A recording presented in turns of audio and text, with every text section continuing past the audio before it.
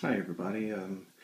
Seen a lot of reviews online about the Saddleback Leather bag, and this is specifically the extra large briefcase in dark coffee brown. And I wanted to provide a review 1 year later. As a matter of fact, I bought this briefcase 1 year ago today. So I'll take you around the bag, then I'll show you what I've got inside, and I'll show you how it's changed over the last year. This is my first review of a Saddleback leather bag. I have about 7 other of their products. This is the only large bag that I have. The rest are all accessories and whatnot. But this is also the only video I've ever posted on YouTube. So please, well, take that with a grain of salt. So, looking at the bag itself, I have taken the bag. I've taken good care of the bag. I've used it every day pretty much for the last year, and I've only conditioned it twice, once at the 6-month point and one at the 9-month point, because I've been in the desert for the 3 months, so I wanted to felt like it might have dried out a little bit. A couple of things I've seen with bags is, first of all, I've noticed that the leather strap on the front kind of curls up. You can see that after a year, mine has not done that, and that's because every time I set it down, I make sure that it's not, that it's tucked underneath whenever I do that, like so. You can see from the strap that mine is not overly aged compared to the rest of the bag. It doesn't have all those frayed marks. Not sure why. I haven't really done anything differently with it. Another thing you can see from my bag is I don't have a whole lot of fingernail marks. I just try to, whenever, it's not to say that I don't get the fingernail marks on it, I just don't, I just try to take care of my bag. Alright, looking at the side over here, it's one thing I want to point out is where the bag actually goes up and touches the top whenever I'm carrying it has become very loose, very supple. The front is still somewhat holds its shape, but it's getting looser. You can see from the top that the handle, which I don't use the handle a whole lot, has started to loosen up a little.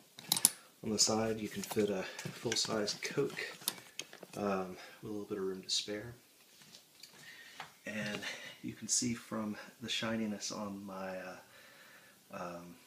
the pads that they're starting to wear, and they're conforming to how I carry it.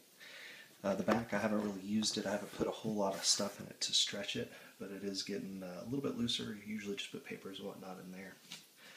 One of the cool things with my bag is you can see these lines. They look kind of bright on this, but they're actually black, and that's just something from the actual cowl and its lifespan.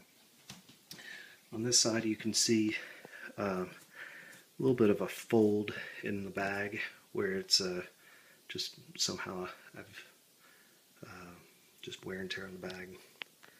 But overall, it's maintaining its shape. A lot of that's because I've got the bag full right now. I've got all my camera gear in it, which I'll show you with that. I don't use my these straps that often, but you can see they're starting to loosen up, and you can see where I keep it folded most of the time. But, let's see. Okay, so let's check out what I have in the bag. Right now I've got it set up for camera gear. Usually on the weekends I'll trade out my office books and notebooks and whatnot, and I'll put camera gear in it, and that's what I have in it right now. So what I have is in the top, I have my digital SLR. I also have 3 lenses. Two lenses. I have my 70 to 200 here. I have a Canon, even though it says Sigma, or it's a Sigma, even though it says Canon 8-16 lens. And here I have about 20 batteries and assorted, well, it's AA batteries as well. And here I have my flash with a cover on it. In the front, I have a tripod. Believe it or not, it actually fits inside the bag. But this is a 19-inch Benro tripod. It's an A250 tripod. I bought it specifically because it's a high-quality tripod and it also fits inside the bag. I can strap it inside the bag if I wanted to using the Saddleback straps, which I keep stuck. Keep them rolled up and in the side pocket here, as you can see. And then I have my iPad 4 in my trusty Saddleback case. And in the bottom, as it goes with me everywhere, I have my Michael Jackson single malt Scotch book. These little pieces are actually starting to loosen up with time, and I keep filters and whatnot, and then on the other side I keep flashlights and Leatherman and some other odds and ends on the other side. The centerpiece is still holding up pretty good. It's not really loose, and I guess that's kind of how I use it. I don't really stuff it too full. I kind of put what fits, as you can see in the back. You can see that this piece is actually starting to loosen up quite a bit, and it closes pretty easily. Let's see.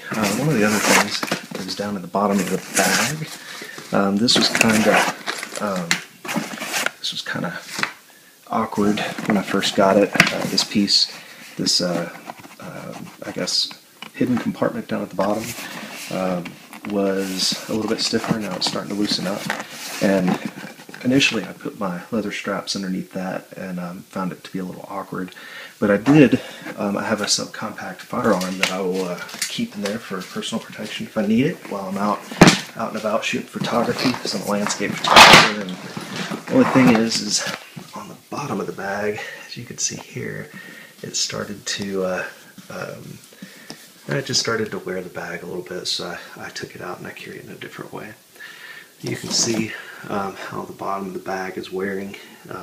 It is getting a little bit ugly, and I kind of like that. The whole bag is getting nice and worn in at the 1 year point.